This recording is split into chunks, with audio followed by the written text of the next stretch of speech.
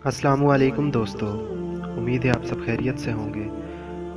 Video की जानिब बढ़ने से पहले अगर आपने हमारे यूट्यूब चैनल को सब्सक्राइब नहीं किया तो काइंडली से सब्सक्राइब कीजिए, वीडियो को लाइक कीजिए और शेयर कीजिए। तो बढ़ते हैं आज की वीडियो की जानिब। अस्सलाम वालेकुम बहनों भाइयों, क्या हाल चाल है? ठीक ठाक है ना? खैरियत से है ना? ये मेरी लास्ट वीडियो है और मेरी आज भी हमारे घर में लड़ाई हुई है खर्चे की वजह से, क्योंकि मैं अपने बच्चों बीवी को भी नहीं टाइम दे पा रहा, अपने वालदैन को भी नहीं टाइम दे पा रहा, क्योंकि मेरे पास काफ़ी दोस्त वीडियो बनाने के लिए आ जाते हैं। तो और मेरे घर के हालात काफ़ी ज़्यादा खर्चे की वजह से टाइट हो गया, तो और इसलिए मैं ये टिकटॉक छोड़ रहा हूँ। आज के बाद मैं टिकटॉक पर वीडियो नहीं बनाया करूँगा। ये मेरी लास्ट वीडियो है। और ये मेरे दोस्त जो मेरे पास आते हैं, ये उनसे मेरी गुजारिश है कि आप प्लीज़ मेरे पास ना आया करें।